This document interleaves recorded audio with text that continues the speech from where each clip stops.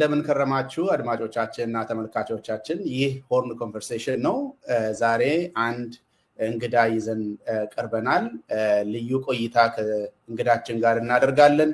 እንግዳችን አቶ ታዬ ደንደአ ናቸው። አቶ ታዬ ደንደአ በተለያዩ ደረጃዎች የአሁኑን መንግስት ያገለገሉ፣ በፓርቲ ኮሚኒኬሽን ጽህፈት ቤት በሰላም ሚኒስትር ዴታነት ያገለገሉ፣ ከዛ በፊት ደግሞ በኦሮሚያ ክልል በተለያዩ ደረጃዎች በኮሚኒኬሽን ጽህፈት ቤት የክልል ኮሚኒኬሽን ጽህፈት ቤቶች ላይ ያገለገሉ ሰው ናቸው። በኢትዮጵያ ፖለቲካ ውስጥ በአሁኑ ጊዜ በስፋት የሚታወቁ ሰው ናቸው። ከእሳቸው ጋር ነው ዛሬ ቆይታ የምናደርገው። አቶ ታዬ ወደ ሆርን ኮንቨርሴሽን እንኳን ደህና መጣ። በጣም አመሰግናለሁ። እናንተም እንኳን ደህና ጠበቃችሁ። መልካም። እስኪ እንደ መግቢያም እንዲሆነን እንደ ማፍታቻ ነገር እንዲሆነን አገር እንዴት ሰነበተ? እስኪ ምንድነው ያለው?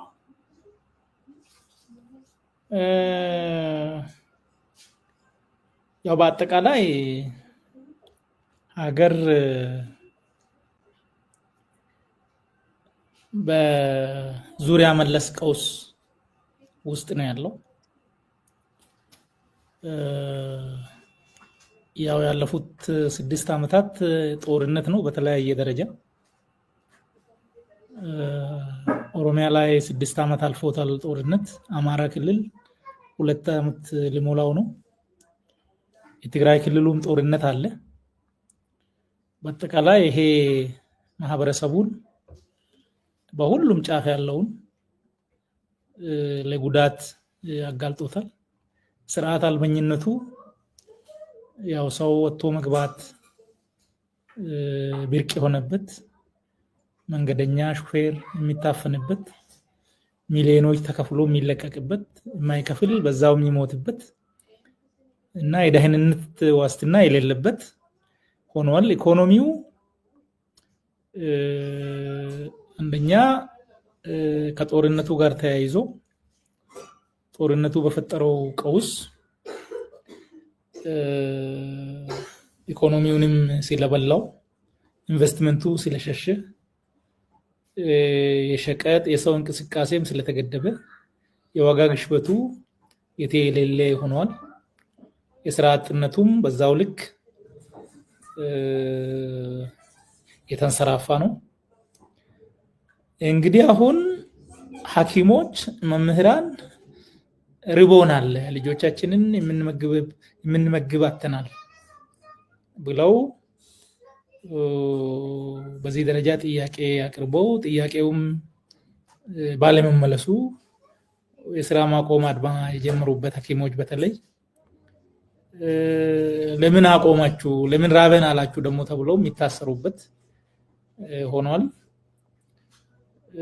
ኢኮኖሚው ሰው መኖር እስኪጠላ ድረስ አስቸጋሪ ደረጃ ላይ ደርሷል። ማህበራዊ ቀውሱ ከትምህርት አኳያ ያው እንደሰማኸው ከ7 ሚሊዮን የመንግስታዊ ሪፖርት ነው ይሄ። የመንግስት ሪፖርት ደግሞ ምን እንደሆነ ይታወቃልና 7 ሚሊዮን በላይ ተማሪዎች መማር የሚገባቸው ህፃናት ከትምህርት ገበታ ውጪ ናቸው። በዚህ ጦርነት ምክንያት በጣም ብዙ ሚሊዮኖች ተፈናቅለዋል። ከቤት ንብረታቸው ለድህነት የተጋለጡ በጣም ብዙዎች ናቸው። በጣም ብዙ ማህበረሰብ በልመና የተሰማራበት ጊዜ ነው ያለው። ማህበራዊ ቀውሱ፣ ወንጀሉ በጣም አሳዛኝ፣ አስደንጋጭ ደረጃ ላይ ነው የሚገኘው። አስተዳደሩም ደግሞ ይሄንን ጉዳይ መፈተሽ ለማስተካከል መሞከር ሳይሆን የበለጠ ቀውሱን የሚያባብስ፣ በሌብነት የተሰማራ፣ ፍትህን የሚያዛባ፣ ከላይ እስከታች ሌብነት፣ ስርቆት፣ ሙስና ህጋዊ የመሰለበት እና አገልግሎት ሙሉ በሙሉ በክፍያ ብቻ የሆነበት፣ የህዝቡ ነፃነት የጠበበበት ሁኔታ ነው ያለው። እንግዲህ በሌላ መንገድ ኢትዮጵያ እየመከረች ነው የሚል ደግሞ አንድ ሀገራዊ ጨዋታም ተጀምሯል። ያው የሚተዋወቁ አብሮ የሚጠጡ አብሮ የሚውሉ ሰዎች ምንም አይነት ልዩነት ቅራኔ የሌላቸው አንድ ላይ ተሰብስበው ምክክር ሀገራዊ ምክክር እያደረግን ነው እያሉ ነው። በሀገር ሀብት ነው ይሄ የሚሆነው፣ በጊዜ ውስጥ ነው የሚሆነው ይሄ። እንደዚህ አይነት ቀልድም አለ። በአንድ በኩል ማህበረሰቡ ከመቼውም በላይ የከፋ የጸጥታ፣ የአስተዳደር፣ የኢኮኖሚና የማህበራዊ ቀውስ ውስጥ ይገኛል። የደሴቲቷ ነዋሪዎች ደግሞ በዚህ መልክ እየቀለዱ ናቸው ለማለት ነው። በጣም ጥሩ። እንደ መግቢያ ለማለት ያክል ነው ያነሳ ነው። ጠቅለል ያለ ጥሩ መግቢያ ሰጥተሃናል። እስኪ ወደ አንተ የፓርቲ ተሳትፎ እንግባ። አቶ ታዬ ወደ ተደራጀ የፓርቲ ፖለቲካ የገባኸው መቼ ነው? በእንዴት ሁኔታ ነው ወደ ፓርቲ ፖለቲካ የተቀላቀልከው? እስኪ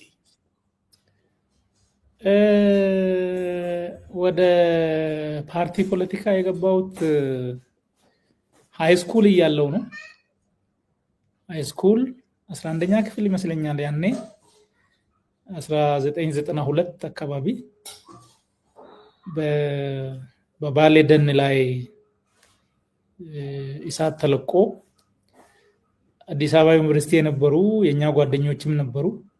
ያንን ለማጥፋት ሄዱ አሉ እና ከዛ ጋር ተያይዞ የምንሰማቸው ነበሩ። ከዛ በፊትም የአርቲስቶችን የነ ኡመር የነ ኤቢሳን የነ ኤልፍነሽን የተለያዩ ሙዚቃዎችን እንሰማ ነበረ። በወቅቱ ስለነበረው ጭቆና ልጅ ሆነን ከኛ በላይ ደግሞ ግንዛቤ ያላቸው ከኛ ቀድሞ ዩኒቨርሲቲ የገቡ ተጨማሪ መረጃ ያመጡልናል። እዛም ደግሞ ያለው የሚታዩ ችግሮች አሉ፣ የመብት ረገጣዎች ነበሩና እነዚህ መስተካከል አለባቸው የሚል በራሳችን ያው የኦሮሞ ነጻነት ድምጽም እየሰማን ነበረ በወቅቱ።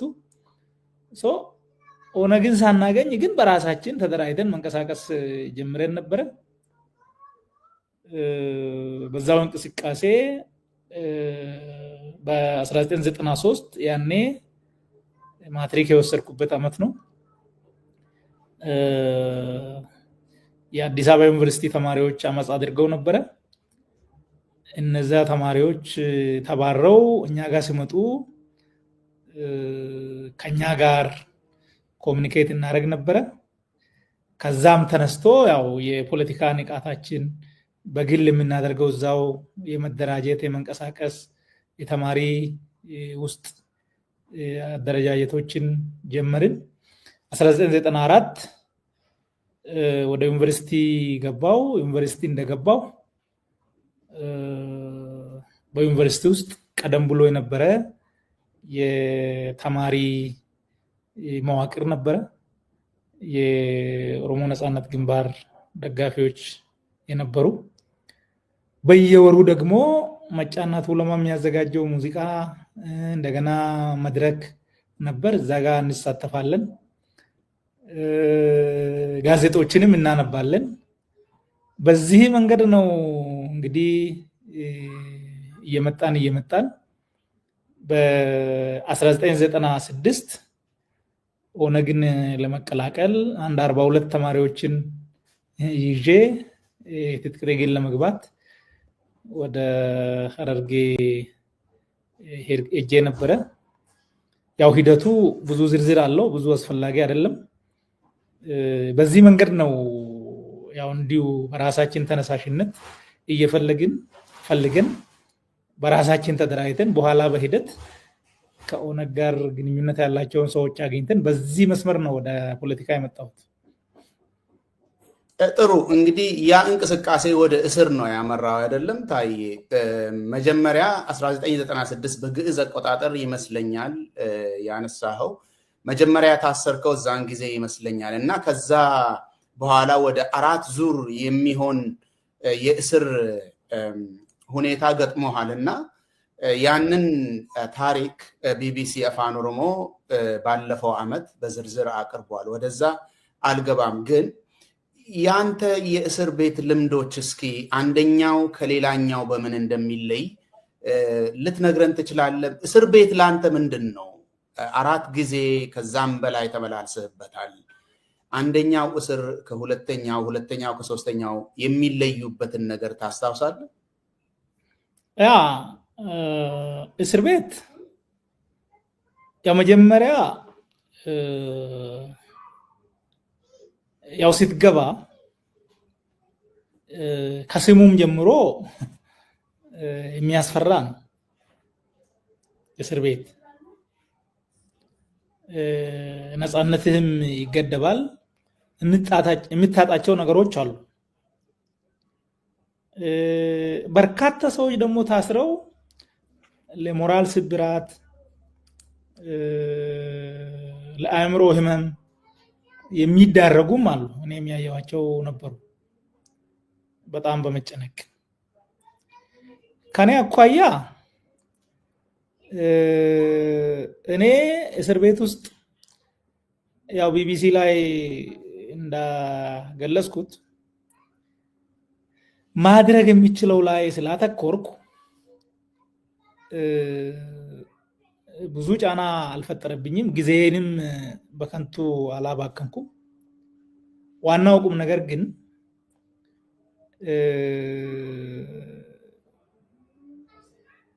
ለትግሉ ቀደም ብሎ ከነበረኝ ቁርጠኝነት የበለጠ ተጨማሪ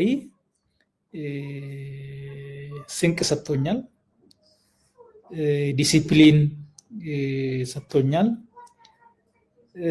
እዛ ውስጥ ያየኋቸው ግፎች መታገሌ ትክክል እንደሆነና ያው ስርዓቱ መቀየር እንዳለበት፣ ነፃነት መምጣት እንዳለበት፣ ፍትህ፣ እኩልነት መስፈን እንዳለበት፣ ለዛ ደግሞ ዋጋ መክፈሌ ትክክል እንደሆነ በዛ ደረጃ ያስረዳኝ ነው። ቆይታዬ 4ቱ ኦፍኮርስ መሀል ላይም ሌሎች ትንንሾች አሉ፣ ብዙ አስፈላጊ አይደሉም። መጀመሪያ እስር ቤት ሲገባ ፍርድ ቤቶች ነፃ ነበሩ። ያለ ማስረጃ አይፈርዱም። ግን የኦነግን ኬዝ የሚከታተል 5ኛ ችሎት የሚባል ልዑል ገብረ ማርያም በሚባል ዳኛ የሚመራ ችሎት አለ። ያ ችሎት ምን ያደርጋል?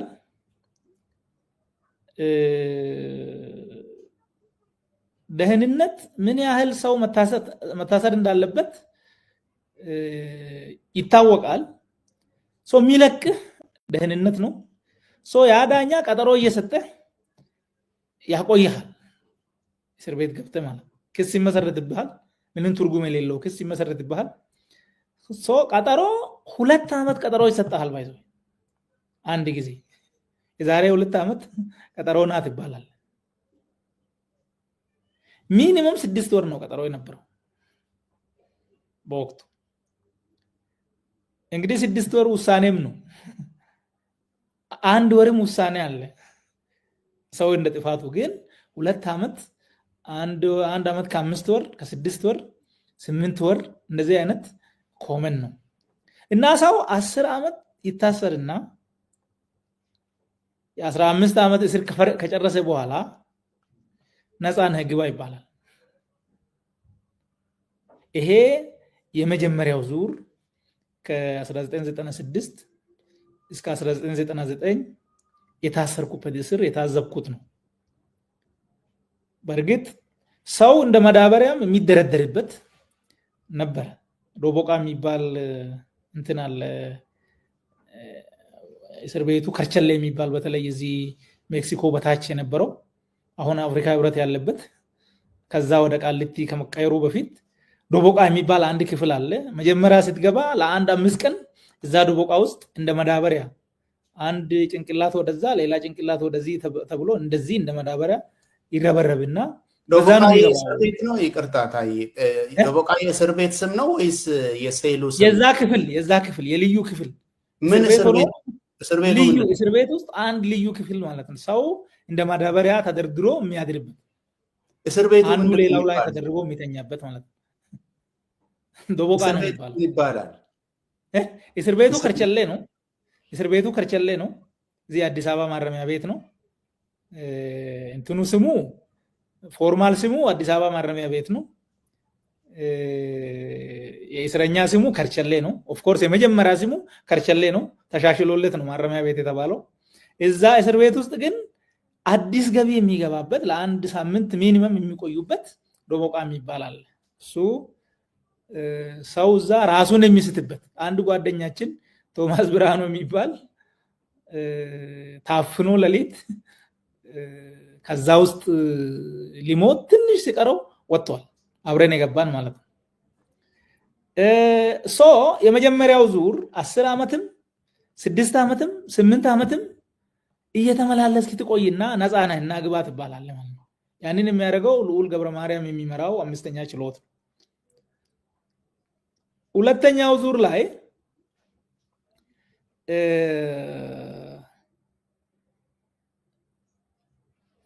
ያ ተቀየረ። የኔም ፔፐር በዛ የእስር ቤት ስቃይ ላይ ስለነበረ ሰው 10 ዓመት ታስሮ 9 ዓመት ታስሮ 8 ዓመት ታስሮ ያለ ካሳ ምንም ትራንስፖርት እንኳን ሳይከፈለው ግባ ሲባል ቤተሰቡ ሲበተን ራሱ ሞራሊ ተሰብሮ ህይወቱ ጠፍቶ ግን ነፃ ነህ ግባ ማለት ትርጉሙ ምንድነው? መንግስት ለምን አይክስም የሚል ፔፐር ነው የጻፍኩት። ያው ሊመረቅ 4 ቀን ሲቀረኝ ደግሞ እንደገና ያዙኝ። ሶስተኛ መሆኑ ነው። ሁለተኛው ዙር ማለት ነው። መቼ ነው? ሁለተኛው ዙር ያንን ቀየሩና ምን አደረጉ? ፍርድ ቤት አፋጣኝ ፍትህ ይሰጣል። ደህንነት ደግሞ የውሸት ማስረጃ አዘጋጅቶ ያቀርባል። አንተን አይቶ ሰምቶ የማያውቅ ሰው መጥቶ የሆነ ጊዜ ታክሲ ላይ ተገናኝተን እንደዚህ ኡነግ ሁን ብሎ መልምሎኛል ይላል ሰው ማለት ኦፕንሊ ውሸት ማታውቀው ማያውቅ ሰው በዚህ ደረጃ ይደራጅና መጥቶ ይመሰክርባል። በመስቀለኛ ጥያቄ በምናምን እንትን ልትል ትችላለህ። ዳኛው ግን ያንን የሚሰራው ችሎት ያንተን ማስተባበያ ፈጽሞ አይቀበልም። ምክንያቱም ሊንኩ ከደህንነቱ ጋር ነው። እኔ 10 ዓመት እንደሚፈረድብኝ ሞገስ ግርማ የሚባል ሰው ነው የነገረኝ።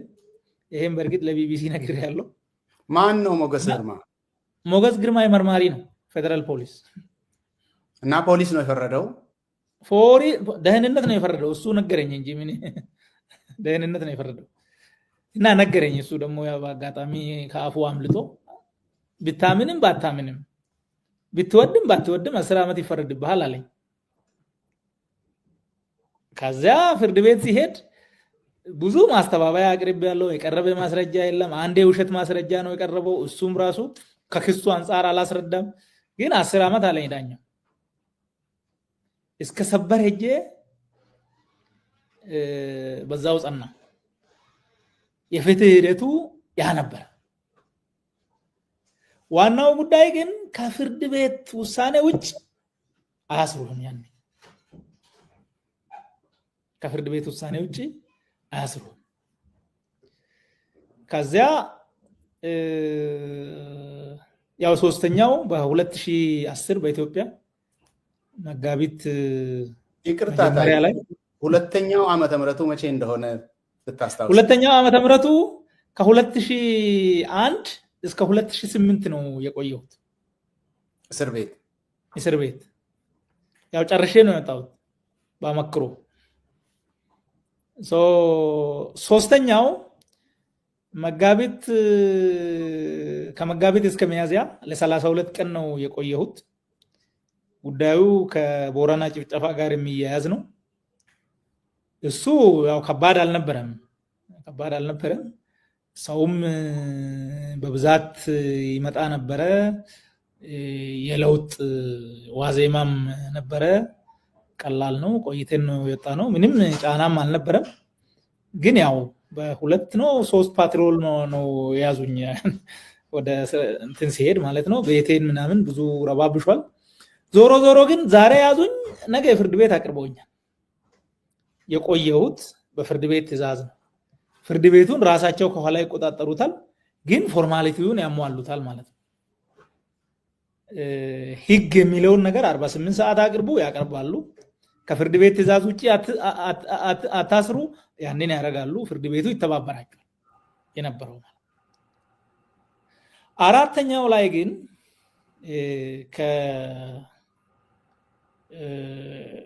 ከታህሳስ 1 2016 እስከ ህዳር 26 የታሰርኩት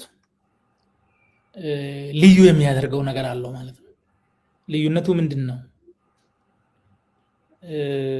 አንደኛ አማራ ክልል በታወጀ አስቸኳይ ጊዜ አዋጅ አንድ የኦሮሚያ ጨፌ ምክር ቤት አባል ተይዞ ታሰረ።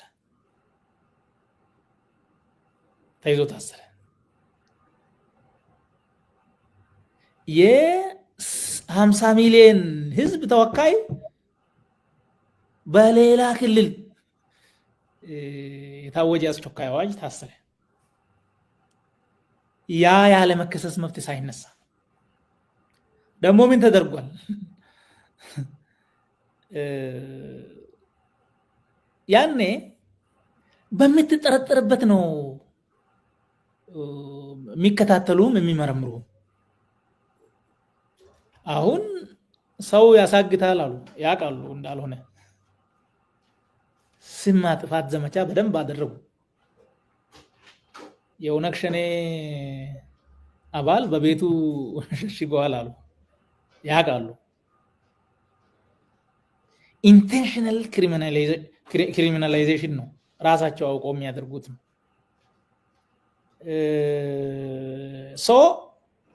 ፍላሽ ይዞ ተገኝቷል። ይሄ ሽብር ነው አሉ፣ ፍላሽ። ያንን ሁሉ አረጉ። ግን የሚገርምህ ነገር 5 ወር ነው ፍርድ ቤት አላቀረቡኝም፣ ከቤተሰብ ጋር አላገናኙኝም፣ ከጠበቃ ጋር አላገናኙኝም። ቸግሯቸው አይደለም፣ ያውቃሉ። የተለየ ያደርገዋል ማለት ነው። ህወሓት ኢህአዴግ ፎርማሊቲውን ያከብራል፣ እነዚህ ፎርማሊቲውንም አያከብሩ። ያ ብቻ አይደለም፣ ያው በተፈጥሮ ወንጀል ግለሰባዊ ነው፣ ግላዊ ነው። ወንጀል ፈጽማል አልፈጸምክም ያ በምርመራ የሚረጋገጠው ነው። ግን በአንተ ወንጀል፣ አንተ በተጠረጠርክበት ወንጀል የአንተ አባት፣ የአንተ ወንድም፣ የአንተ ልጅ አይጠየቅም። የኔ ግን የ3 ዓመት ልጅ ራሱንም የማያውቅ ወንጀል አይደለም፣ ራሱንም የማያውቅ የ3 ዓመት ልጅ ከቀበሌ ቤት በኔ ምክንያት አውጥተው ጅብ አውሬ ስር ወረወሩ። በአውሬ ምናልባት ካልተበላ ብለው የኔን የባለቤቴን የ28 ሰዎች የእህቶቼ ወንድሞቼ እና የቅርብ ዘመዶች ከሱ ጋር ንክኪ ያላቸው በገንዘብ ሊረዱ ይችላሉ ብሎ ያሰቡትን ለ8 ወር አካውንት ዘጉ። ሌላ ሰው ደግሞ ታየን ቤተሰብ ረድታችሁ ደግፋችሁ ወዮላችሁ የሚል ደግሞ ከውስጥ ፕሮፓጋንዳ አደረጉ ማለት ነው። በኢህአዴግ ጊዜ የኔን ወንድም የኔን እናት ሰላም ያላት የለም፣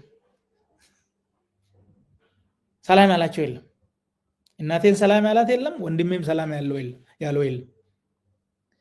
ታየ የት ነው ብሎ የጠየቀም የለም። እኔን ነው የሚፈልጉት፣ እኔን ነው የሚከታተሉት። ከያዙኝ እኔን ነው ያሰሩት። ከዛ በኋላ ለምን አበላችሁ፣ ለምን ወለዳችሁ፣ ለምን ያለ የለም ማለት ነው። ልዩነቱ እዚህ ላይ ታያለ። ሌላው ደግሞ የቀጠለው ነው። ማዕከላዊ ተዘግቷል። ከዚህ በኋላ ቶርቸር አናደርግም ተብሎ በጣም ብዙ ተወርቶለታል። ግን እኔ ጥፍሩ የተነቀለ እግሩ የተሰበረ ሰው አይቻለሁ። እኔ አልተመታሁም፣ እኔ አልተሰቃየሁም። ለ4 ወር ጨለማ ውስጥ ከመቀመጥ ውጭ ሌላ ለብቻ ማለት ነው ሶሊተሪ ኮንፋይንመንት፣ ከዛ ውጭ ፐርሰናሊ የደረሰብኝ ነገር የለ። ግን ሰውነቱ የተተለተለ እና ስንት ስቃይ የተፈጸመበት ሰው ግን አይቻልም። ሰው አልቆምም ማለት ነው፣ ቀጥሏል ትረንዱ። በዚህ ደረጃ በቶርቸር ይመሳሰላል። ያኔ ነበረ፣ አሁንም ቀጥሏል። ፎርማሊቲ ያኔ ይሻላል፣ አሁን ፎርማሊቲ የለም። ወንጀል ያኔ ግላዊ ነበረ፣ አሁን ወንጀል በቤተሰብ በዘር በደም ይተላለፋል። ይሄ ከስንት ዘመን በፊት የቀረ በኃይለ ሥላሴም ያልነበረ ማለት ነው። ይሄ ነው ያለው። ጥሩ።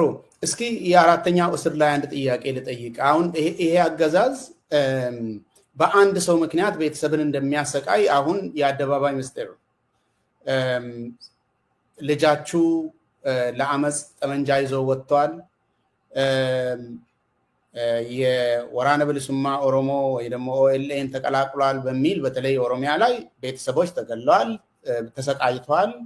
ይሄ ነገር በጣም በስፋት ነው የሚካሄደው። እስኪ ያንተን ጉዳይ ትንሽ የሚለይ ነገር ሊኖር ስለምችል እስኪ እሱ ልጠይቅ። አንተ እዛን ጊዜ ሚኒስትር ዴታ ነበር፣ ከሚኒስትር ዴታነት ነው የታሰርከው እና 28 የቤተሰብ አባላትን ዘመድ አዝማድን ዙሪያ መለስ ባንክ ሲዘጉ እሳቤው ምን ይመስላል?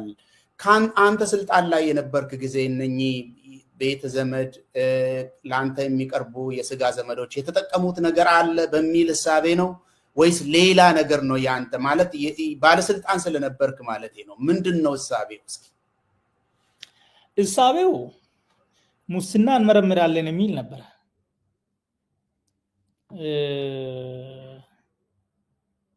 ዋናው ሲይዙኝ ሙስና አልነበረም። ያው እነሱም ለሚዲያም ግልጽ ያደረጉት ነበረ። ከጸረ ሰላም ኃይሎች ጋር ተባብሮ ሀገር ለማፍረስ የሚል ነበር። ግን ዞር ሲሉ ሙስና መርምሩ ተባሉ። ሰው ሙስና ሲመረመር እንግዲህ የሆነች መጽሐፍ ሽጬ ነበር እኔ የሆነች 2014 እና በዛ ምክንያት መጽሐፏን የገዙ ሰዎች ነበሩ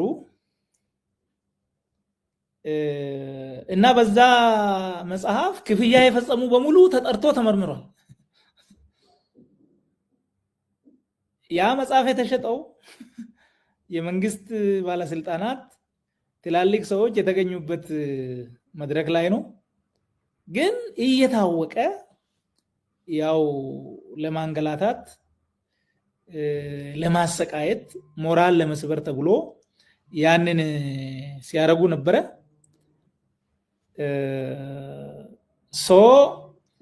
በዛ ምክንያት ነው ምርመራ ብሎ የፋይናንሽል ደህንነቱ ለአቃቤ ሕግ ጽፎ አቃቤ ሕግ ደግሞ በዛ ደረጃ ጠይቆ አካውንት በፍርድ ቤት የተዘጋ አለ። በፍርድ ቤት ያልተዘጋ በፍርድ ቤት የተዘጋ የኔ ብቻ ነው። ባይዘው የኔ አካውንት በፍርድ ቤት ተዘግቷል። ሌሎቹም ግን ከህግ ውጭ ከ3 ቀን በላይ መዝጋት የማይችል ፋይናንሻል ደህንነት ለ8 ወር ፍርድ ቤት ነው ባንኮቹን አዞ በትዕዛዝ አዘግቷል።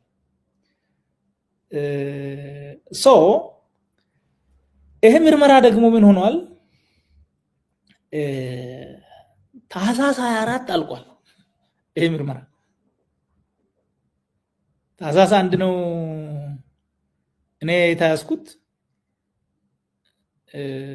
ያው ባንኮች ሊንክ ስላላቸው ሁሉም ተመርምሮ ይሄ ሰውዬ ከሙስና ጋር ምንም ግንኙነት የለውም የሚል በ3 ሳምንት ጊዜ ውስጥ አልቋል።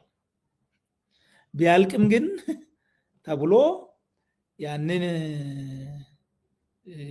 የባንክ ሂሳቦች እንደዘጉ 8 ወር ቆዩ ማለት ነው። ምንድነው ዋናው ዓላማ ግን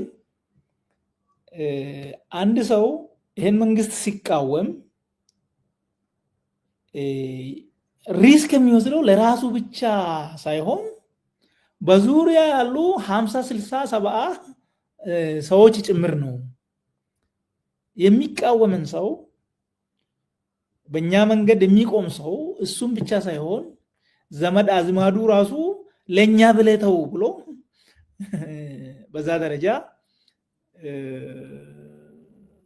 ሆም ብሎ አስቦ ለማስፈራራት እና ሰው ኦኬ እኔ ብለህ ልትወስን ትችላለህ ለራሴ የሚደርስብኝ ብለህ ግን አጎት አክስት ያንዳንዱ ዙሪያ ያለው ሁሉ በአንተ ምክንያት ለጉዳት የሚጋለጥ ከሆነ ውሳኔ የግል አይሆንም ማለት ነው። ያኔ ማህበረሰባዊ ይሆናል። በዚህ ደረጃ አስበው ይመስለኛል። ወይም ደግሞ ምናልባት በጣም ቅሬታ ያላቸው በርካታ ባለስልጣናት አሉ። ምንም ቅር ብላችሁ ዝም ብላችሁ ትቀጥላላችሁ፣ ፍንክች ብትሉ ይሄው የሱን ጉዳይ ተመልከቱ ምን እንዳደረግ ነው የሚል ለማሳያም ሊሆን ይችላል። እና በዚህ ምክንያት ይመስለኛል ይሄ የኔ ነው። ወደ ታች ስትወርድ ግን እኔ ፐርሰናሊ እኔ አጠገብ የሸኔ ቤተሰብ ይሰሩ ተብሎ ትዕዛዝ ሲተላለፍ ነበር። ልክ አይደለም ብዬም ተከራከርኩ። ፍቃዱ ተሰማ ነው ያስተላልፈው ለዞኖች ለከተሞች ወደታች የሸኔ ቤተሰብ ይታሰር የሚል ነበር እኔ ያለው ማለት ነው። በጣም አንድ ጊዜ ሰንቀሌ ላይ እቲ አምቦ ያለው ፖሊስ ማሰልጠኛ በጣም ብዙ ሰው ታስሯል። 2012 ይመስለኛል። እና ያልታወጀ አስቸኳይ ጊዜ አዋጅ አለ። ያልታወጀ ፍርድ ቤት ሳይቀርብ በጣም ብዙ ሰው እዛ ታስሯል። የኦሮሞ ነፃነት ባሏ ከሆነ እሷ ሚስት ትታሰራለች፣ ልጅ ከሆነ አባት ወይም እናት ኦር ወንድም ጭምር ይታሰራል ማለት ነው። እንደዚህ አይነት ነገር ያው ቅድም ያነሳውልህ ወንጀል በዘር ይተላለፋል። ይሄ አይነት ኦፍ ኮርስ ይሄ ከኦሮሚያ ውጪ ያለ አይመስለኝም። ደቡብ ክልል ይሄ የለም፣ ሶማሌ ክልል ይሄ የለም፣ አፋር ክልል ይሄ የለም፣ አማራ ክልልም ይሄ ስለመኖሩ አላቅም፣ ትግራይ ክልልም ይሄ ስለመኖሩ አላቅም። ያው ቀውስ ስለሆነ እዛም አካባቢ ያለው በትክክል ስለማይታወቅ ወንጀል ግላዊ መሆኑ ቀርቶ ያንተ ወንጀል እህትህን፣ እናትህን፣ አባትህን፣ ወንድምህን እና ሌሎች በአንተ ዙሪያ ዘመድ አዝማድ ያንተ ወንጀል አንተ አስበህ የሰራው ወንጀል ከሆነ ያው እሱ ሌላ ሆኖ ግን በአንተ ምክንያት ይሄ ሁሉ ለስቃይ ይዳረጋል። ኦሮሚያ ላይ ይሄንን ያው ለማንሳት ነው በአጋጣሚ። በጣም ጥሩ። እስኪ እንግዲህ የአራተኛውን ዙር እስር ጨርሰ ስትወጣ እንደ አውሮፓ አቆጣጠር 2016 ይመስለኛል እነ አቶ ለማ መገርሳ ፕሬዝደንትነትን ስልጣን ወስደዋል እና አዲስ አመራር ተፈጥሯል በኦሮሚያ ክልል ላይ። ያ አመራር ደግሞ መጥቶ ምን ሲሰራ እንደነበረ የሚታወቅ ነው። ለህዝብ የመቅረብ የህዝብን ጥያቄ እንመልሳለን ብሎ ቃል የመግባት ሁኔታ ነበረ። ኦሮሚያ ውስጥም ደግሞ ወደ መንገድ ወጣችሁ የምትሞቱበት ምክንያት የለም፣ እኛ በእናንተ ቦታ እንከራከራለን የሚል ተስፋ የተሰጠበት ሰውን ሲያስር ሲያሳድድ የነበረ ፖሊስ ከልጆች ጎን ቆሞ ሰልፍ የወጡትን ሲከላከል እናስታውሳለን ሁላችንም። እና በዚህ ጊዜ ነው አንተ የወጣው የቄሮ ትግል ከፍተኛ ደረጃ ላይ የደረሰበትና አንዳንድ ፍሬዎችን ማፍራት የጀመረበት ጊዜ ነው። አንተ ስትወጣ ይሄንን ነገር እንዴት ነው ያየኸው? ያንተን ስሜት ታስታውሳለህ? ያ ኦፍ ኮርስ እኔ ሲወጣ ግንቦት 15 2008 ነው የተፈታሁት። የቄሮ ትግል እስር ቤትም ሆኜ መረጃው ነበረኝ። ያው ሰው ይመጣል፣ ሚዲያ በእርግጥ የለም፣ ግን ያው የመንግስት ሚዲያ ብቻ ነው የምንመለከተው። ግን ሰው ይመጣል፣ መረጃ ታገኛለህ። መንግስትም ደግሞ እንደዚህ ጸረ ሰላም ኃይሎች ምናምን ብሎ እነሱ አጠፉ የሚላቸውን ነገሮች ያሳያል። የተቃጠሉ እንትን ያሉ የወደሙ ነገሮችን ያሳያል። በዛም እንትን የምትለው አለ፣ መረጃው ነበረ። በእስር ቤት ቆይታዬ ግን የታዘብኩት ነበረ። አንደኛ ከኦሮሞ ፖለቲካ አኳያ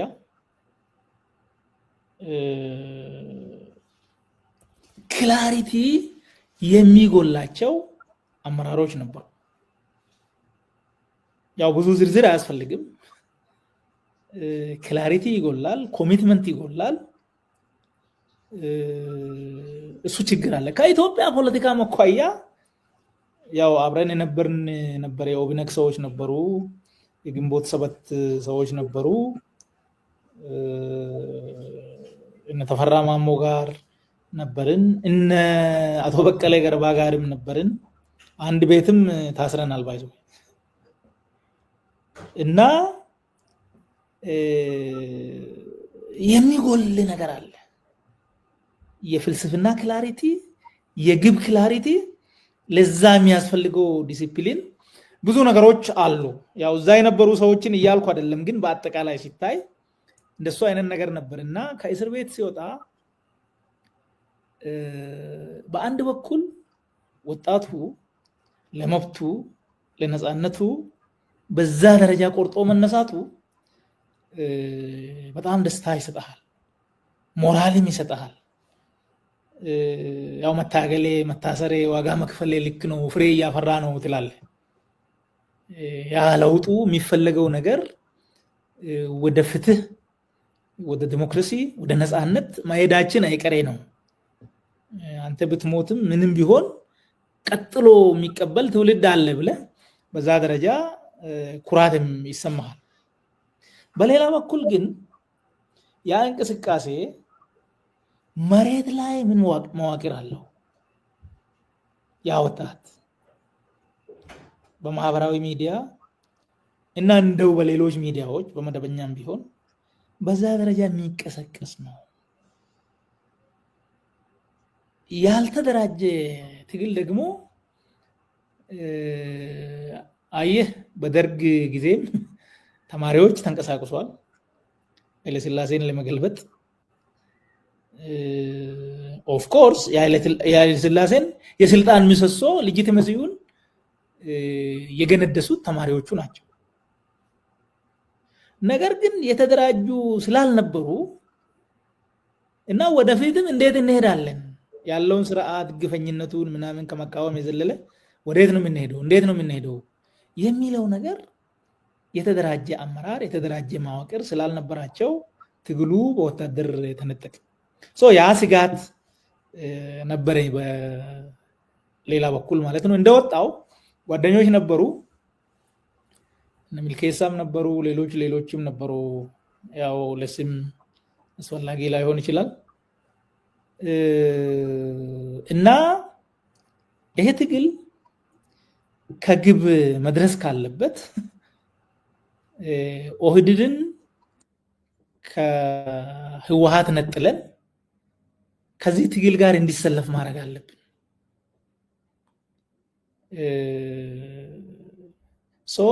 ኦህዴድ ከወያኔ ተላላኪነት መነጠል አለበት። ያ ካልሆነ ወይ ሌላ ኃይል መጥቶ ይወስዳል፣ ወይ ይሄ ትግል ሄዶ በጊዜ ሂደት ተዳክሞ እዛው ሊቀር ይችላል። መዋቅር ካለው ኃይል ጋር ካልተቀናጀ የሚል ሐሳብ አነሳው። ለብዙዎች ኦድ ሆኖ ነበረ ያ ጉዳይ። ግን ዞሮ ዞሮ የነበረው ስሜት በወቅቱ አሁን ያልኩ ነበር ማለት ነው። በጣም ጥሩ። እስኪ ትንሽ ገፋ እናርገው። ከወጣህስ በኋላ አንተ ተሳተፍክ በትግሉ ውስጥ? በትክክል ተሳትፌያለሁ። እኔ አቋሜን ያው መጀመሪያ ወደ ትግል ሲወጣ ለትጥቅ ትግል ነው የወጣሁት። እስር ቤት ላይ ሆኜ ብዙ መጽሐፍቶችን አንብቤ ስለ ጋንዲ፣ ስለ ማንዴላ፣ ስለ ሌሎች፣ ስለ ማርቲን ሉተር ብዙ አንብቤ አቋሜን በሰላማዊ ትግል ላይ አረኩ። ከኮስት አኳያም ከሞራል አኳያም አዋጭ ነው ብዬ ያመንኩት እሱን ነበረ። ይሄንን የወጣቶች ትግል ተቀላቀሉ። የተቀላቀልኩት ያው እኔ ሐሳብ በመስጠት ነው። ፌስቡክ ከፈትኩ። በዛ ፌስቡክ የማውቀውን እውነት እየገለጽኩ በጣም ብዙ አስተያየቶችን ሰጥቻለሁ። ትግሉ መሄድ ያለበት በዚህ አይደለም በዚህ ነው በሚል አንዳንድ ጉዳዮችንም አንዳንድ አካሄዶችንም የተቃወምንበት ጊዜ ነበረ። በተለይ የኛ ትኩረት የነበረው የኛ ቲም ወጣቱ በሰላም መታገሉን አቅሙን ማደራጀት እንዳለበት የበለጠ ፍጹም ሰላማዊ እንዲሆን ያው ሁላችሁም እናንተም ውጪም የነበራችሁ ያንን ነው ስትሉ የነበረው፣ እኛም ያንን ስንል ነበረ። እኛ በተጨማሪ ምን አድርገናል? በኋላ እናንተም ወደዛ መጣችኋል። ኦህዴድ ሆይ ተነስ የሚል ነበር። አንተ 4 ሚሊዮን አባል ይዘህ 40 ሚሊዮን ህዝብ ወክለህ በሰንተር መሃል ሀገር ላይ ሆነ ይሄ ሁሉ ህዝብ ካንተ ጋር ሆኖ በዚህ ደረጃ እንግዲህ ይሄ አብዮታዊ ዲሞክራሲያዊ ማዕከላዊነቱን ይሄንን እምቢ በሉ፣ ይሄ ጥርነፋ ነው የሚል በዚህ ደረጃ ብዙ ቅስቀሳ አድርገናል። ያው በኋላ እነ ለማም ነሐሴ ወደ መጨረሻ አካባቢ እነ ሙክታርን አሸንፈው ወደ ፊት ለፊት መጥተው ያንን ቅድም አንተ ስታነሳ የነበረውን ጌታችን ህዝባችን ነው፣ ሌላ ጌታ የለንም የሚል ቁርጥ ያለ አቋም ያዘ ለማ። ያው እሱ ያንን አቋም ሲይዝ ከታች ያለውም ኦፍ ኮርስ አንዳንድ ችግሮች ነበሩ፣ ግን በአጠቃላይ ሁሉም ብሶት ስለነበረበት ያንን አቋም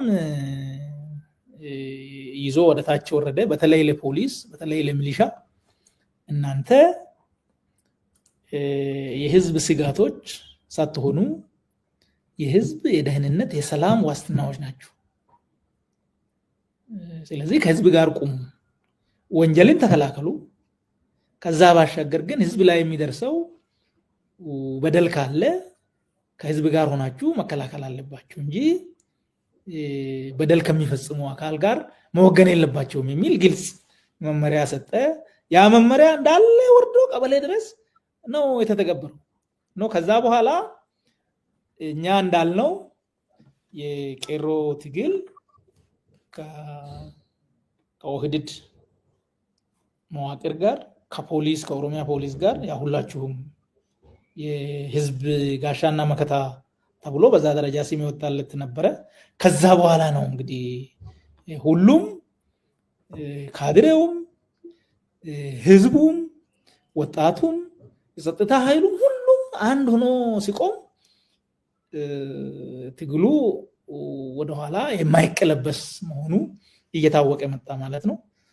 ያ ነው በዛ ደረጃ ያ እንዲፈጠር ከአመራሮች ጋርም ግንኙነት አድርገናል። በውስጥ መስመር ከለማ ጋር ለምሳሌ ያው ከብዙ ትግል በኋላ ሐሳቦች ሰጥተናል።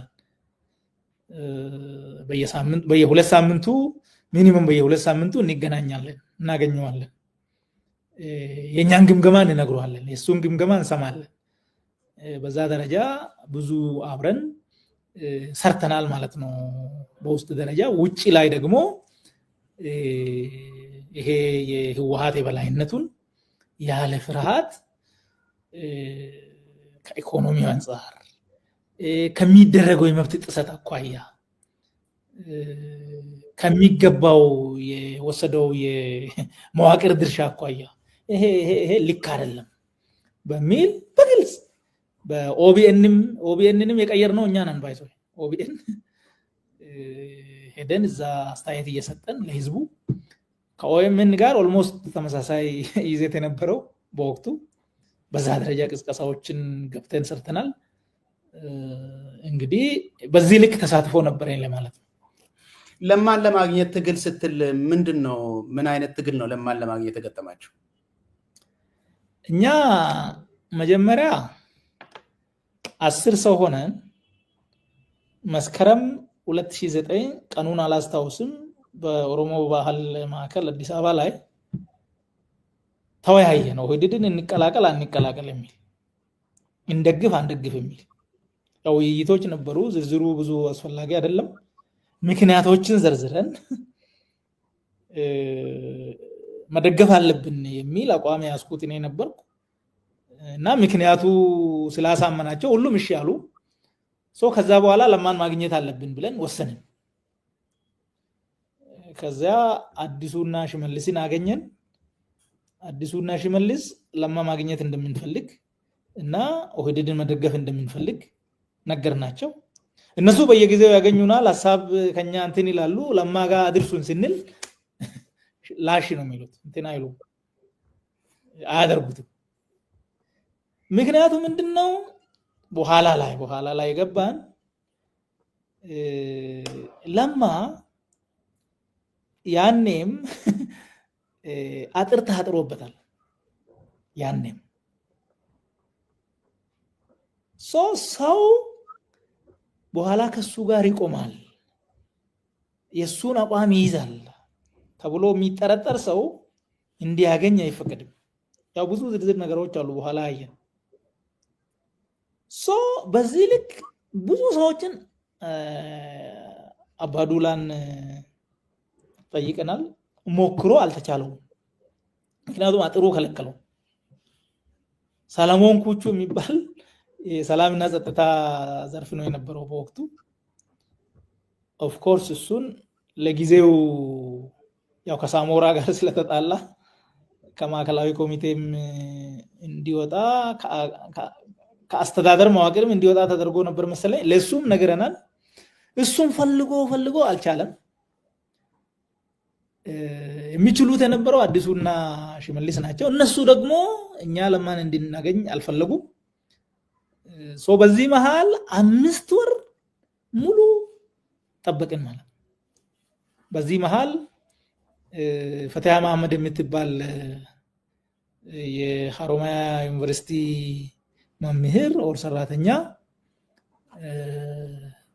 የማህበራዊ ቢሮ ኃላፊ ሆና ተሹማ መጣች እሷ ከሚልኬሳ ጋር ተተዋወቅ ነበር እንደመጣች ነገርናት እሷ ነገረችው በሁለት ሳምንት ውስጥ ለማን አገኘን 5 ወር ሞክረን ያቃተንን በዚህ ያገኘን ካገኘን በኋላ ያው ፐርሰናሊም ስልክም ተላወጠን ስለነበረ እናገኝ ነበር በዚህ ደረጃ እዛ ጋር እንዳንደርስ ብዙ መሰናክሎች ነበሩ ለማለት ነው በጣም ጥሩ የመንግስታዊ አደረጃጀቱን ትንሽ ስለሚገልጽልን ይበልጥ እንድታብራራው ነበር የጠየቅኩ እና ከዚህ ከቄሮ ጋር በተያያዘ እስኪ የመጨረሻ ጥያቄ ልጠይቅ እንግዲህ አንተ ከእስር ቤት ስትወጣ ትግሉ ከፍተኛ ደረጃ ላይ እንደደረሰ አንተም ተሳትፎ እንደጀመርክ ያው ነግረኸኛል ያለውን የኦሮሚያ አስተዳደር ሁኔታና እንዴት ወደ ኦህዴድ ለመቀላቀል እርምጃ እንደጀመርክ አንተ ጓደኞች ጋር መንቀሳቀስ እንዴት እንደጀመርክ ጀምረህልኝ ነበር ወደዛ በኋላ መጣለው ግን ከዛ በፊት እስኪ የቄሮ ትግል ኢህአዴግን ያሸነፈበት ያንተ ግምገማ ምንድነው ለምንድነው ማሸነፍ የቻለው እስኪ ምንድነው ያንተ ግምገማ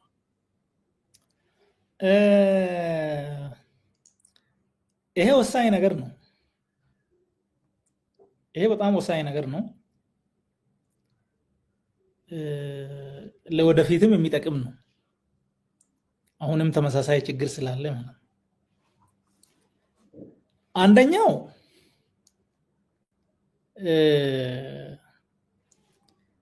ቄሮ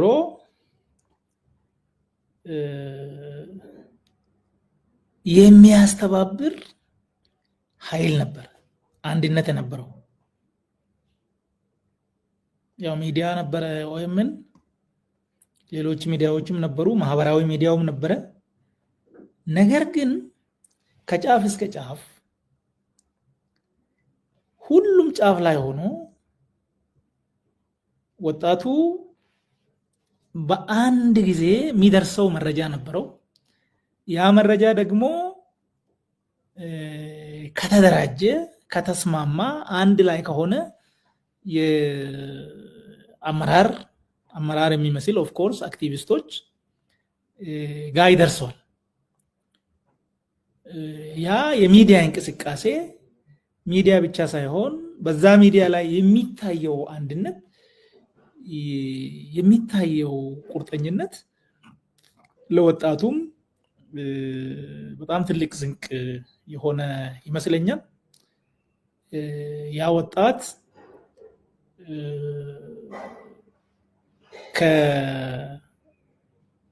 ከዞን፣ ከወረዳ፣ ከሁሉም አልፈው በክልል ደረጃ አንድ የሆነ ምልክት ይዘው በዛ ምልክት ዙሪያ ተሰባስቦ በአንድነት ያለ ፍርሃት በዲሲፕሊን መቆም ችሏል።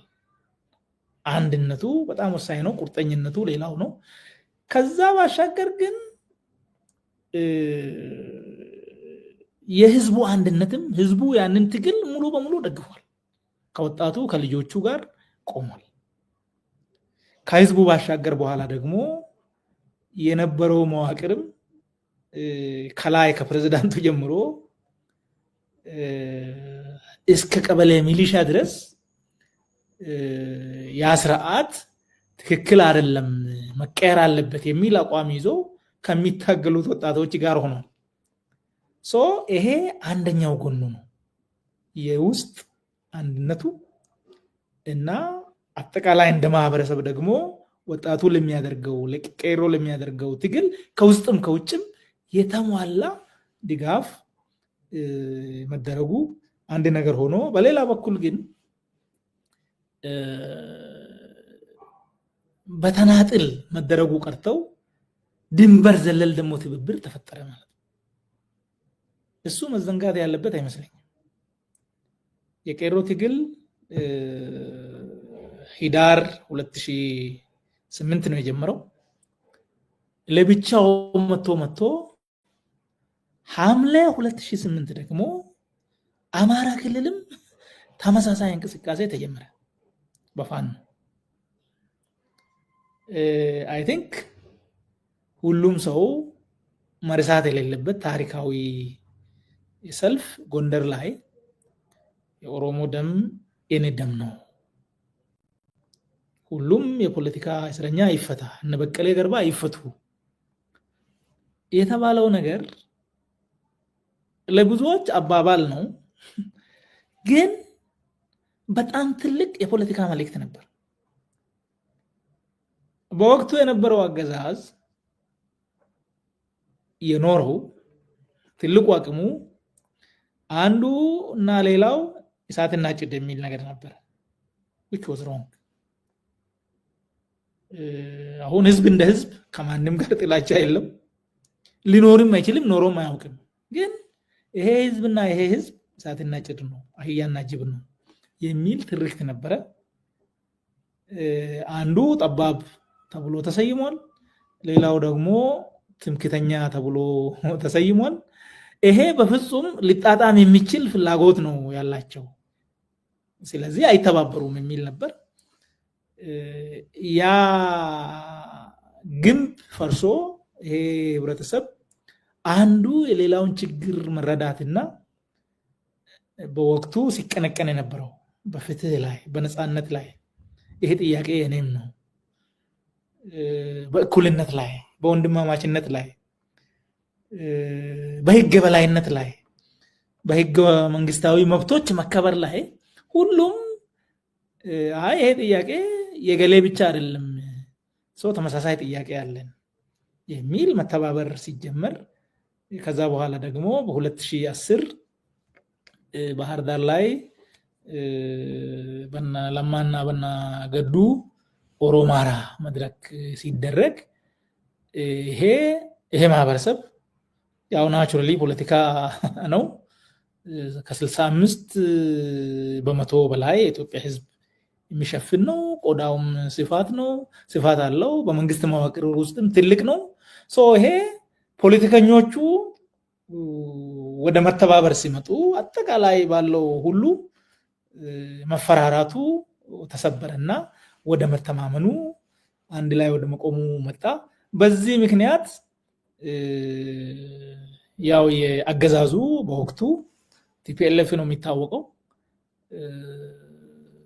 ያው ቲፒኤልኤፍ በወቅቱ ሲሰራ የነበረው ዛሬ ተመሳሳይ ወንጀል በሌላ አካል ስለተሰራ ያ ወንጀል አይሰረዝም። ባይዘው ወንጀል ነበር፣ ጥፋት ነበር። ዛሬ ቁማርተኞቹ የሚሰሩትን እነሱም ሲሰሩ ነበር። ያ የቁማር አጥር ሲሰበር እና ህዝቡ ሲተባበር በዚህ ደረጃ ወደ ለውጥ ወደ ማሸነፍ የህዝብ ኃይል ወደፊት ወደ መምጣት መጣ ማለት ነው። በጣም ጥሩ ታዬ። ስለ ትብብሩ እስኪ አንድ ጥያቄ ልጠይቅ። ምናልባት ትብብሩ ውስጥ ነው አይደለም የሚለውን ያንተን እይታ ትነግረኛለህ። አማራ ክልል እንግዲህ ያ ሰልፍ ሲወጣ የምናስታውሰው ነው። አንተም እንዳነሳኸው የኦሮሞ ደም የኔም ደም ነው እነ በቀለ ይፈቱ የሚለው ራሱን ችሎ እንደ ቄሮ ራሱን ችሎ የወጣ ትግል ነው ዛን ጊዜ ማለት ነው። በዛን ጊዜ ወይስ የኦህዴድና የብአዴን ትብብር ነው የወለደው ወይስ በዚህ መካከል ያለ ማናየው ነገር አለ? ያንተ እይታ ምንድን ነው?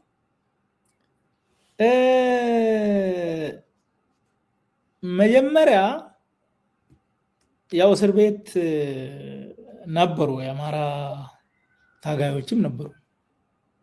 እነ ጀነራል ተፈራም ሌሎች ኮሎኔሎች ሲቪል ሰዎችም ነበሩ ከኛ ጋርም የታሰሩ።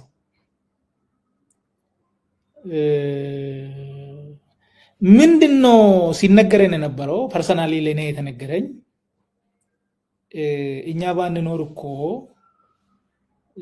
ገሌ የሚባል ብሔር ሊያጠፋችሁ ይችል ነበረ የሚል የደህንነት ሰው ለኔ ገጥሞኛል።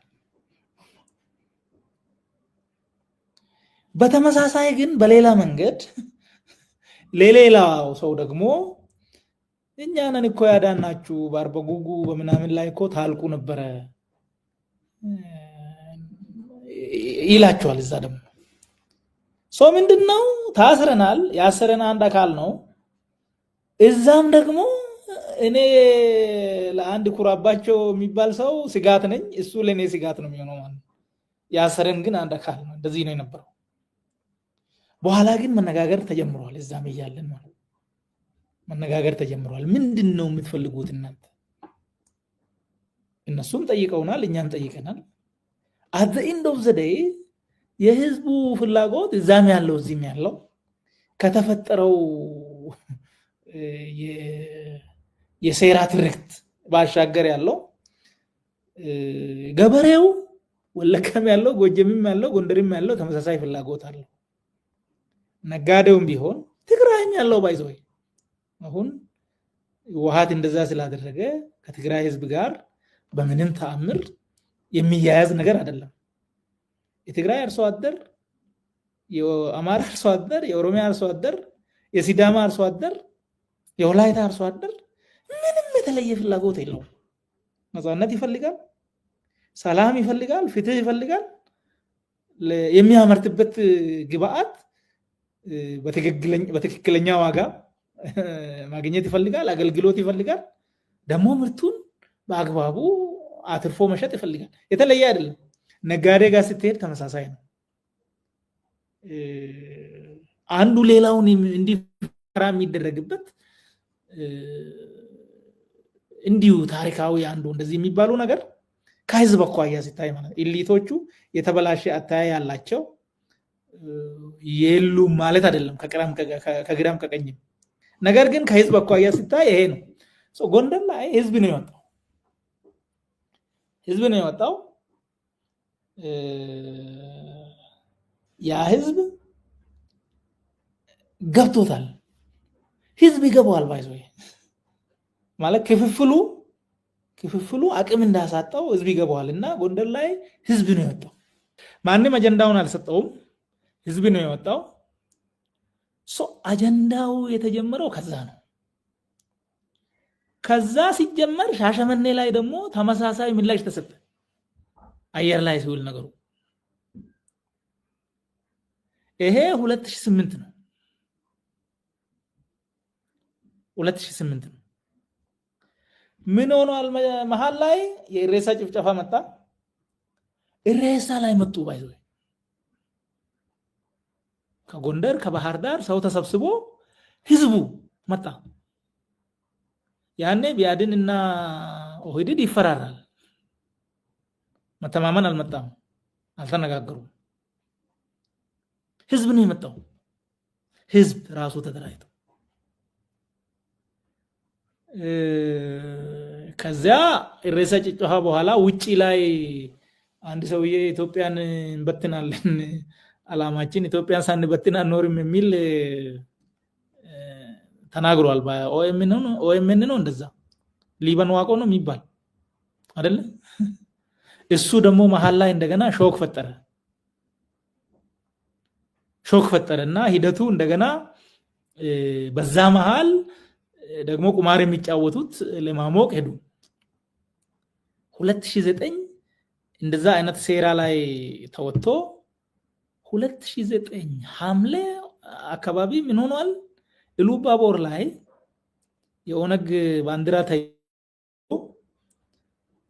በአማራ ነዋሪዎች ላይ ጥቃት ተሰነዘረ የሞቱም አሉ የቆሰሉም አሉ ንብረታቸው የተጎዳም ነበር እና ይሄ ነገር ሲመረመር ያንን ሲያደርግ የነበረው የደህንነት ሰዎች ናቸው ለምን የጎንዮሽ ይፈልጋል ከዛ በኋላ ምን አድርጓል ይሄንን ጉዳት ኢኤንኤን የሚባል ሰዓት ክሪቲካል ታይም ላይ ሰው ኳስ ያየ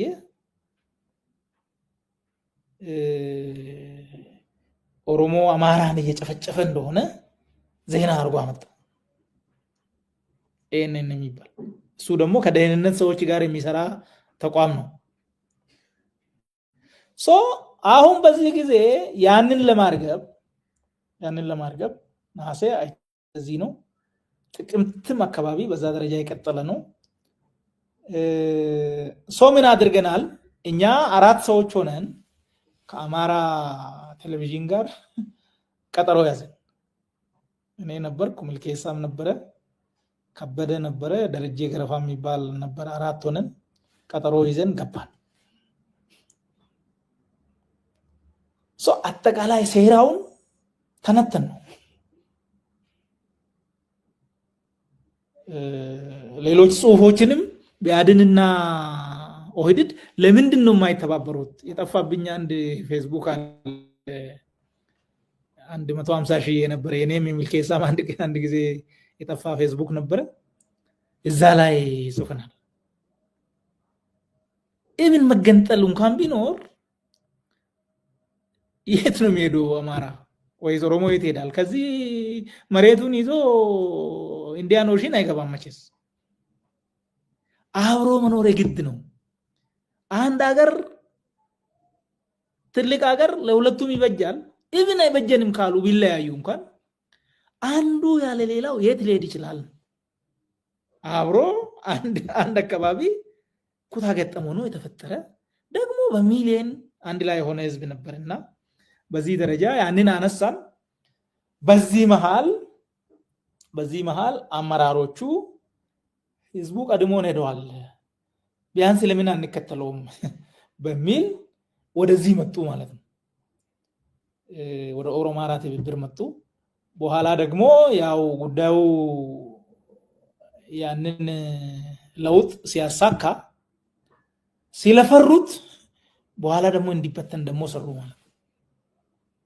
ምክንያቱም አቅሙን አዩ። ፓርላማ ላይ ከኦሮሚያ ክልልና ከአማራ ክልል ብቻ 340 ገደማ ነው ወንበር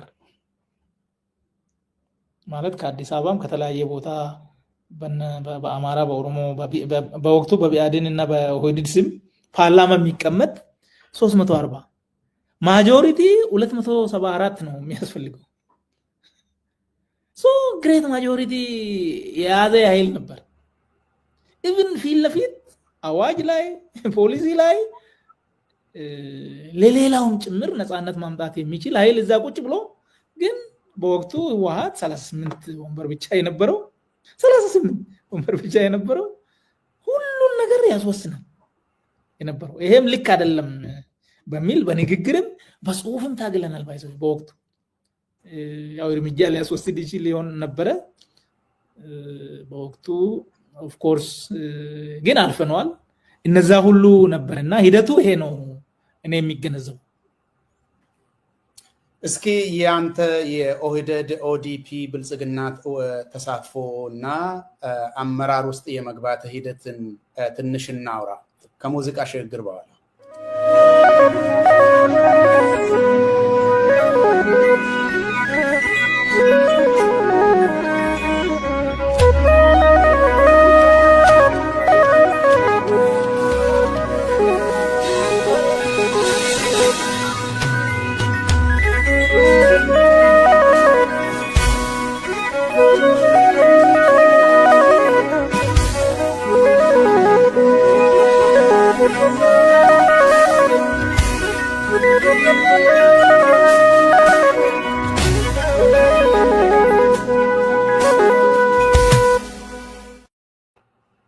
መልካም አድማጮቻችንና ተመልካቾቻችን ከአቶ ታዬ ጋር የምናደርገው ምክክር እንደቀጠለ ነው። አሁን የአቶ ታዬን የኦህዴድን መቀላቀል ከዛ በኋላ ወደ ኦዲፒ የተቀየረ ከዛም ደግሞ እንግዲህ ወደ ብልጽግና የሄደ ፓርቲ ነው።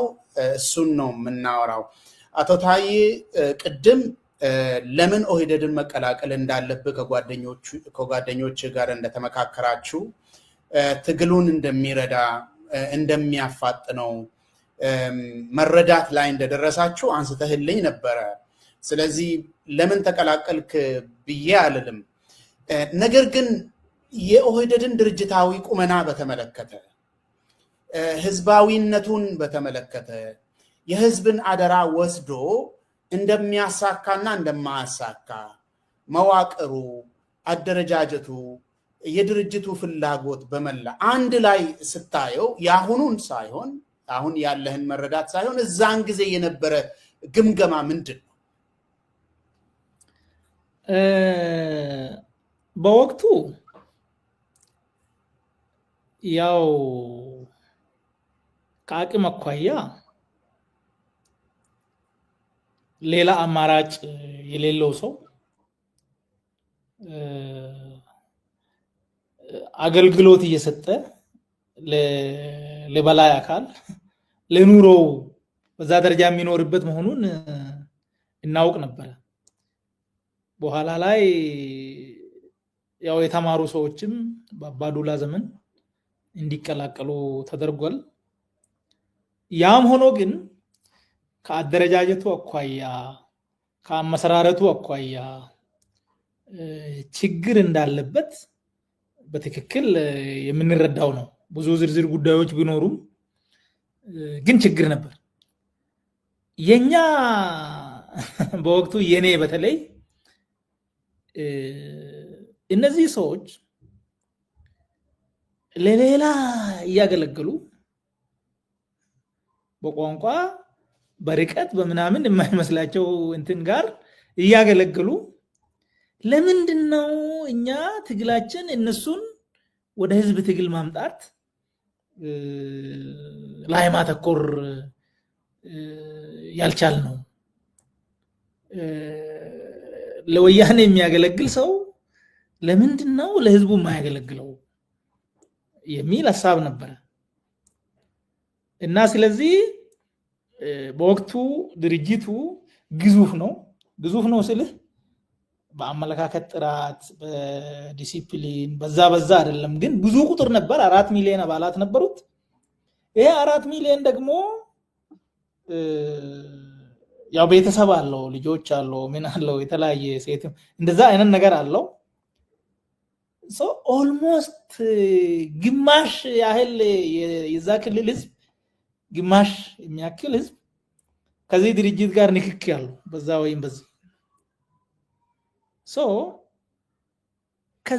ከዚህ ድርጅት ጋር ካታገለን ቲፒኤልኤፍ በቃ ትልቁ ስኬቱ እሱ ነው እኛ እርስ በርስ ነው እሱ ቆሞ ሬስሊንግ ማየት ብቻ ነው የሚሆነው so ይሄ ጫወታ መቀየር አለበት የሚል ሐሳብ ነው የነበረው ይዘን የነበረው በኋላ ላይ ደግሞ ነለማ ሲመጡ የኛ ሐሳብ የበለጠ ልክ እንደሆነ እየገባን መጣና በዛ ደረጃ ነው ችግር ነበረበት ሪፎርም ማድረግ ይቻላል ወደ ህዝብ ድርጅትነት መቀየር ይቻላል ስራ ይፈልጋል ጊዜ ይወስዳል በዛ ደረጃ ማድረግ ይቻላል በሚል ነው የመጣ ነው ማለት ነው በጣም ጥሩ እንግዲህ ህወሓት ኦህዴድን ሲያደራጀው በተለይ የአስተዳደር ስልጣን ሲሰጠው ኦህዴድ የኦሮሞን ብሔርተኝነት የሚጸየፉ የኦሮሞን ብሔርተኝነት የሚዋጉ ሰዎችን በብዛት እንደሰገሰገ የሚታወቅ ነገር ነው ያው አብይም የዚህ ነገር ውጤት ናቸው ከሰማይ አልወረዱም እናንተም ጊዜ ይወስዳል እንጂ ይሄ ነገር ይስተካከላል እናሸንፋለን የሚል መሰለኝ ተረድቼ ከሆነ ካለማየት ሳይሆን ልናሸንፈው እንችላለን የሚል ነው እስኪ አንድ ነገር ልጨምር እዚህ ላይ እናንተ ማለቴ አንተና ያንተ ጓደኞች ኦህዴድን ከተቀላቀላችሁ በኋላ ብዙ ጊዜ አልቆየም ኦዲፒ ወደሚባል ነገር ነው በፍጥነት የተሸጋገረው ምንድነው እሳቤው ያ ነገር አላማው ምንድነው በፍጥነት ወደዛ መሸጋገር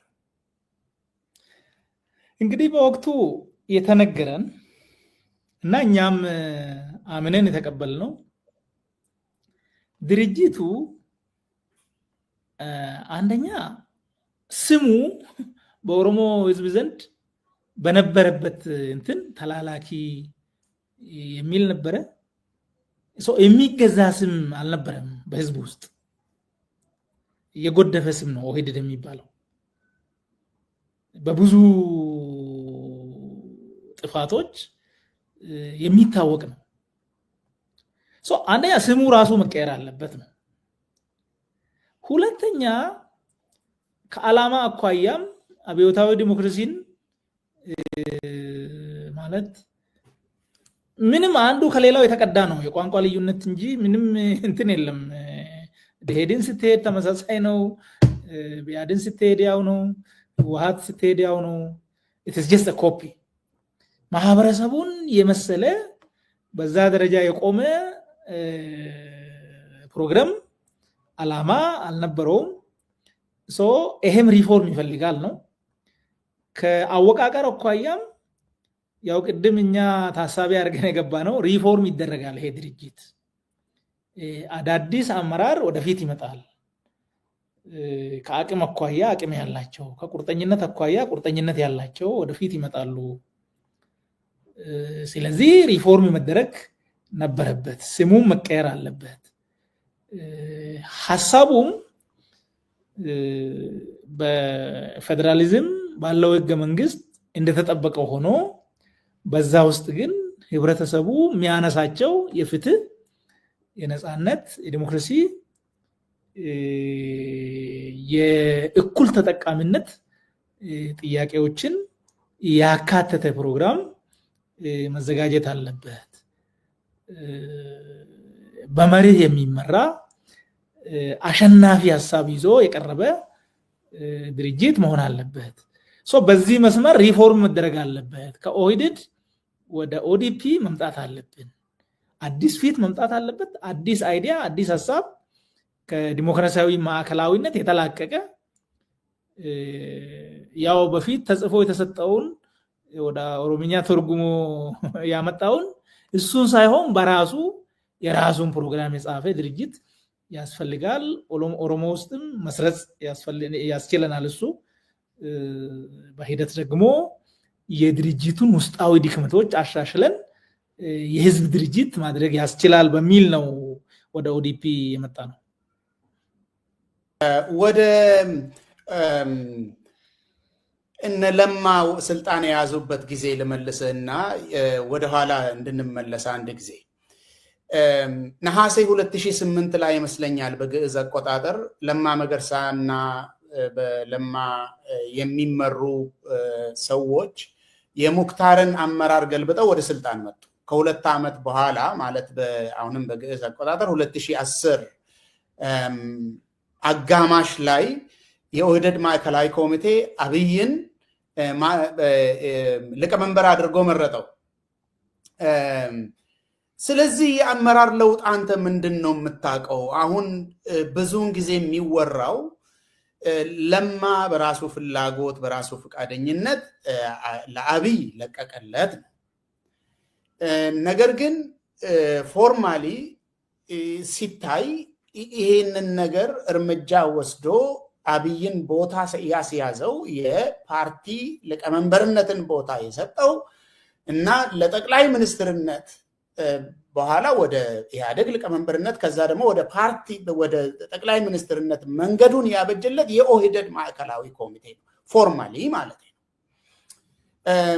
ያንተ የስራ ባልደረባ የነበረ ምልኬሳ ይሄንን ነገር ሲያብራራ የለማ ፍላጎት ብቻ ሳይሆን የኦህዴድ ማዕከላዊ ኮሚቴ የድርጅት ውሳኔ ነው፣ የሱ ፍላጎት ብቻ አይደለም የሚል እይታ ነበረው እሱ ሲያወራ በአንድ ሚዲያ። ያንተ እይታ ምንድነው የተረዳኸው? አብይ ለማ የኦህዴድን አመራር ስልጣን የተረከበበት መንገድ ምንድን ነው? በነ ሙክታር ጊዜ ተጨባጭ ድክመት ታይቷል። ክልሉ የጸጥታ ቀውስ ማዕከል ሆኗል።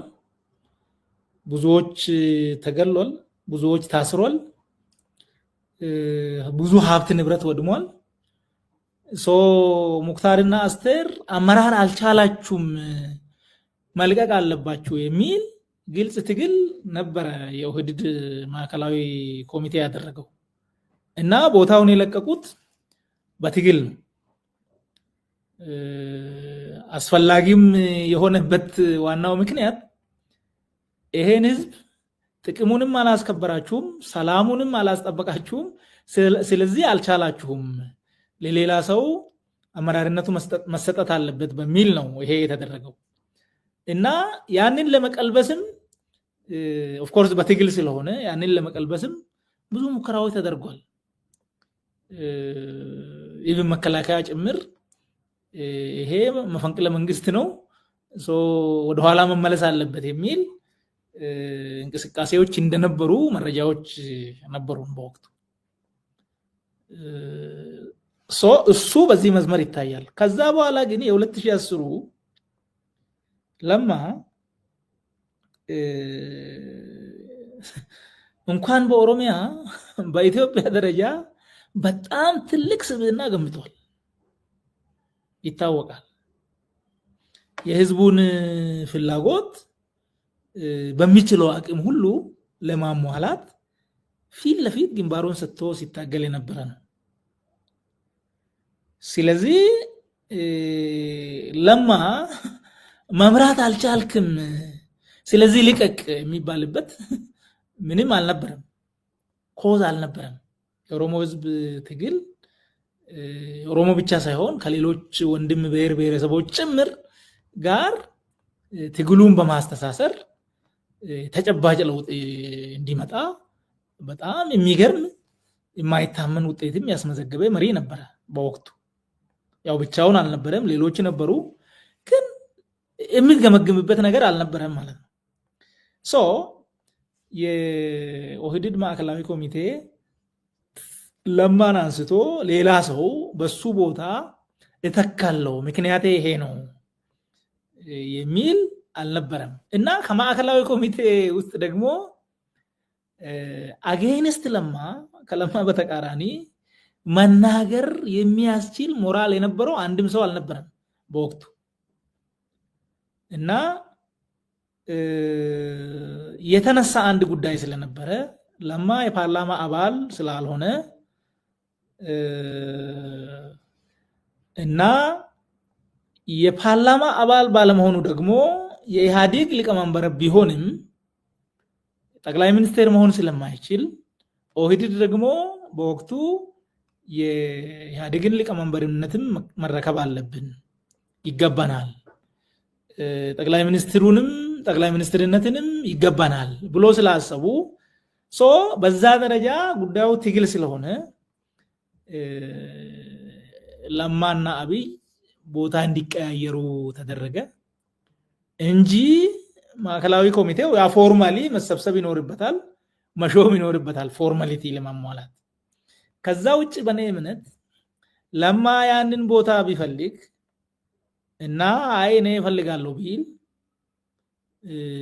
ማንም ሰው አይ በቃ ተው የሚል አልነበረም እኔ ያንን ጉዳይ ያው ለማ አብይን በወቅቱ እንደራሱ ያምን ስለነበረ ጉዳዩ እዛም እዚህም ተመሳሳይ ስራ አለ አብረን ነው የምንሰራው በሚል መተማመን ወንበሩን ተነስቶ ሰጠው እንጂ ኦህዴድ ለማን ማንሳት ይችላል ሞራል ነበረው የሚል እምነት የለኝም ዋናውን ጉዳይ ግን ያው ለማ ነው የሚያውቀው እንዴት ነው የሆነው ተገደ ነው የተነሳው ወይስ ፈልጌ ነው የሰጠው የሚለው እሱን የሚመልሰው በኔ እምነት የሚልኬሳን አመለካከት እኔ አልጋራም ለማ ባይፈልግ ለማ እምቢ ቢል I don't know ማንም በወቅቱ በነበረው ፖለቲካ ሁኔታ ውስጥ ለማ ከዛ ቦታ ማንቀሳቀስ የሚችል ምንም አይነት ሞራል ያለው በቡድንም በግልም የነበረ ሰው አይታየኝም ማለት ነው በጣም ጥሩ የለማን እይታ እንግዲህ ለማ ለመናገር ፍቃደኛ ሲሆን እንሰማለን ለማንኛውም በኢህአዴግም በኦህዴድም የድርጅት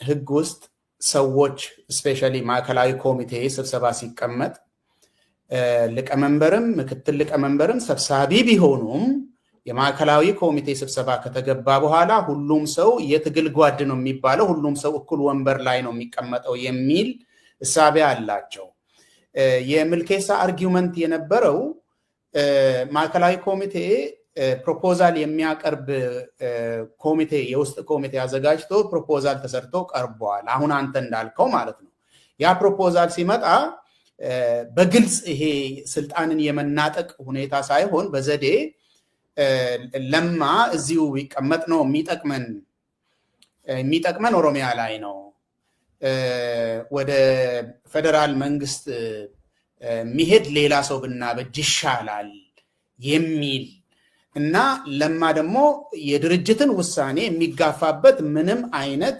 ድርጅታዊ አሰራርም የለም ስልጣን እፈልጋለሁ ብሎ ቢነሳም የድርጅቱ ባህል አይደለም ስለዚህ የኦህዴድ ማዕከላዊ ኮሚቴ ፍላጎት ነው ያ ነገር አብዛኛው የማዕከላዊ ኮሚቴው ፍላጎት ነው ለማ ግን አልተቃወመም አጽድቆት ተቀብሏል ነገር ግን ለማ በፍላጎቱ እንደዚህ ወስዶ ሰጠ የሚለውን አልቀበልን የሚለው ለዚህ ነው አንተ እዚህ ላይ ያንተ መረዳት ምንድነው እኔ ያው የገባ ሰው በዛ ድርጅት ለመታገል ነው እኔ የማልቀበለውን ለብቻ ተቃውሜ የወጣውበት ጊዜ አውቃለሁ ሌላው ተቀብሎ ለብቻዬ ምክንያቱም የኔ ሐሳብ መደመጥ አለበት በድምጽ ብልጫ ተበልጬ ከሆነ ምንም ማድረግ አይቻልም ዋናው ጉዳይ ግን ይሄ ልክ አይደለም። እኔ የሚፈልገውንም መናገር መቻል አለብኝ። ይሄን ነው የሚፈልገው፣ እዚህ ቦታ ነው የሚመቸኝ፣ እዚህ ቢሆን ነው ውጤት የማደርገው ማስገኘው። ስለዚህ ሌላ ሰው ስለኔ የሚያውቀው ትንሽ ነው፣ ስለ ራሴ የማውቀው እኔ ነኝ ማለት ይችላል። ፕሮፖዛል ቀርቦ ሊሆን ይችላል። ምናልባት ሚልኬሳ ያው ቅርበትም ስለነበረው መረጃ ይኖረዋል። ያንን ፕሮፖዛል መቃወም ይችላል። ይሄ አይሆንም። አሁን ያለንበት ወንዝ መሃል ነው፣ በዚህ ቦታ ላይ አይቀየርም ማለት ይችል ነበር ለኔ ማለት ነው። ዋናው ጉዳይ ግን በወቅቱ ማን ነው ስለ ስልጣን እያሰበ የነበረው?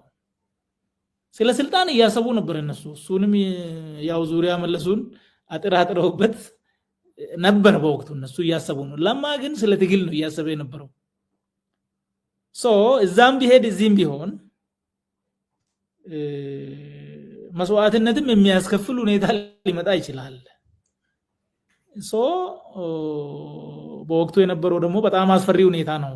ስለዚህ ስለ ስልጣን ብዙም የሚያከራክር በዛ ደረጃ ሴራም የሚያሰራ አልነበረም። ጀኒውንሊ ሰው ሁሉ እንዴት ነው በጋራ የምናሸንፈው ወደሚል የሚያስብ መስሎት ይሻለ እንጂ ለማ በኔ እምነት ነው እንጂ እምቢ ማለት ይችላል። እሱ እምቢ ካለ እንዴት እምቢ ትላለህ የሚል ማን ነው እዛ ውስጥ? ይሄ አይሆንም የሚሆነው በዚህ የማይሆነው በዚህ ምክንያት ነው ቢል ለማ ማን ነው አንተ እንዴት እንደዚህ ትላለህ ብሎ ለማን ማለት አይደለም። በአይኑ ማየት የሚችል ማን ነው? በሱ ልክ ሞራል የነበረው ማን ነው? እዛ ኮሚቴ ውስጥ የለም። ስለዚህ ያው በአይን አፋሪነት ትቶ ከሆነ እሱ ሌላ ጥያቄ ነው። በኔ እምነት ግን ለማ ባይፈልገው ለማ ባይፈቅድ ያ ነገር ያለውጥ አንዱ አብይ በቦታው ይመጣል የሚል እምነት እኔ የለኝም። ጥሩ። የመጨረሻ ጥያቄ በዚህ ላይ ድርጅታችሁ ነው እንግዲህ አንተም ቅርበታችሁ ቢለያይም እንደ ሚልኬሳ ምናልባት ቀረብ ባትልም ሁሉም ሰው የድርጅት አባል እስከሆነ ድረስ አንድ ድርጅት ይሄን የሚያክል እርምጃ ሲወስድ መቼም የሆነ ማብራሪያ ይሰጣል። የእናንተ ድርጅት እዛን ጊዜ ኦህዴድ ምንድነው ያላችሁ? ስለዚህ ለውጥ ያንተን እይታ ሳይሆን ድርጅቱ ምንድነው ብሎ ያቀረበላችሁ?